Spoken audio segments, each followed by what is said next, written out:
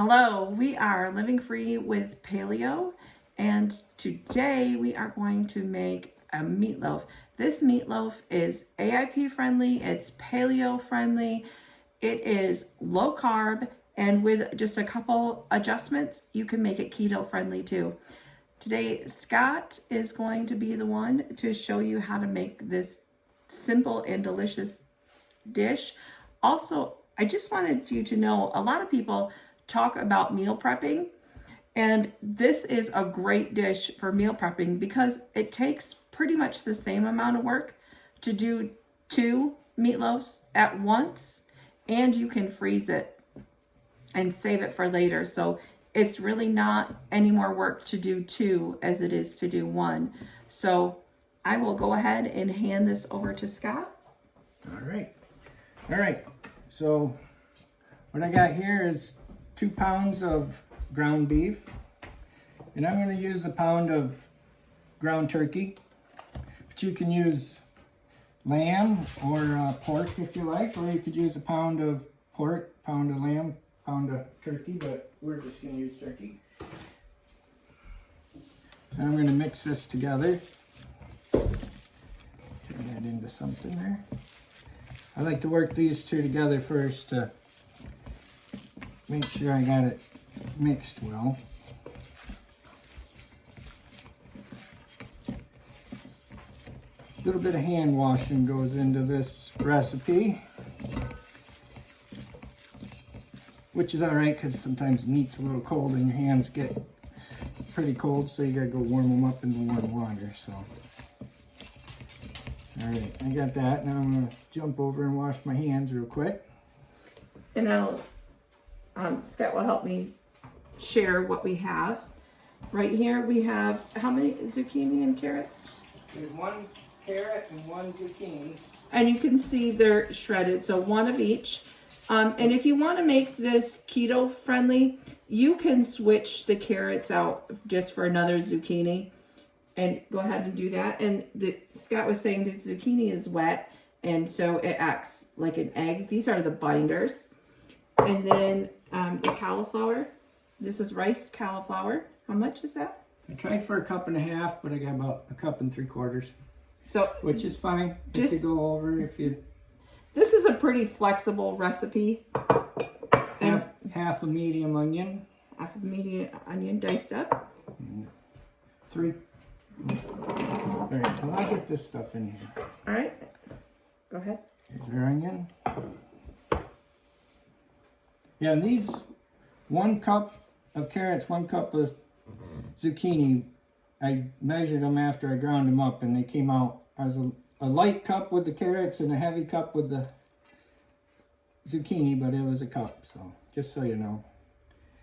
And when I did the cauliflower, I tried for 1.5 cups, but you know, you break the little heads off, the flowerets off, and that's what I came up with. So, and you can either, I did these in the food processor, but if you just have a cheese grater, you can just grate them on in the large holes of your grater. And then I have 3 cloves of garlic. I'm just going to drop this in.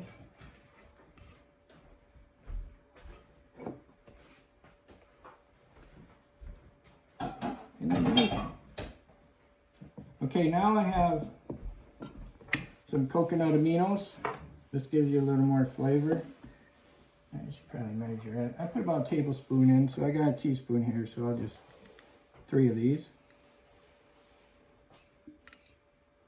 And a little more if you like it more, a little less if you don't, or keep it out if you don't. You're really not gonna hurt it. Now here I have some barbecue sauce. Kim will probably go over that a little later, but this is a good AIP barbecue sauce. I put in a tablespoon of that. And I'll just let you know, this barbecue sauce, I have issues with nightshades. So we have it in a couple of our other videos. The KC Naturals is nightshade free. So if you have issues with tomatoes, peppers, those kind of things, this is a great barbecue sauce to replace a traditional barbecue sauce. And there's no sugars or anything in here either. It's naturally sweetened. All right. Well, now I'm getting out, I got thyme, oregano, marjoram. What else did I grab? Basil. There we go. But I'm going to put in a teaspoon of each. And it, like I said, it's pretty flexible. You can omit stuff you don't like, or you can put extra in of stuff you do like. Or if you can just find a Italian seasoning, just put in 2 teaspoons of an Italian seasoning, because it pretty much has all that in it. So. Again, because of my diet, we do make try and make all the recipes as much as we can AIP friendly. So again, that's why Scott said you can make adjustments if you're on paleo or keto and not really following a strict AIP. You can do it for your taste. This here, I'm putting in a tablespoon of parsley flakes. And that, it's pretty much to what your taste is for what you're gonna put in it. And then I'll put in a couple teaspoons of sea salt.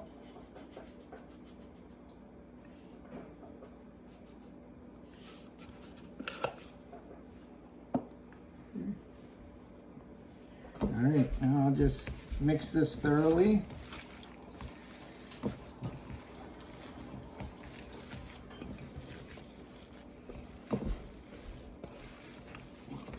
Making a mess. That's all right.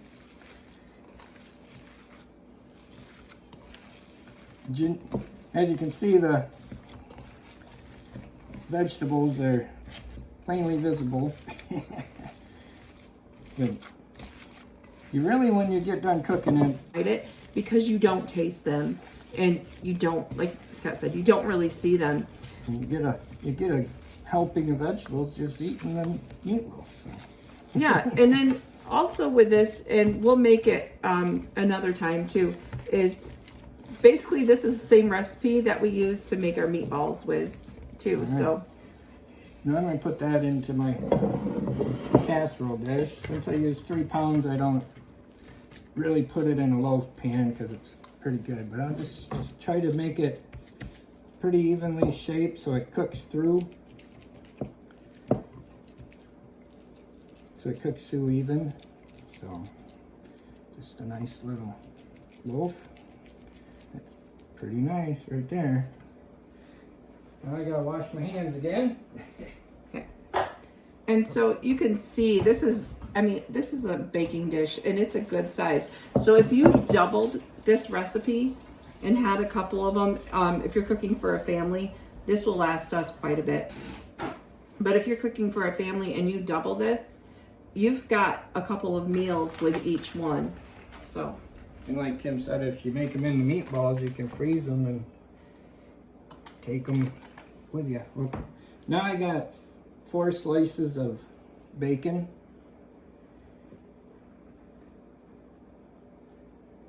I'll just lay them on there.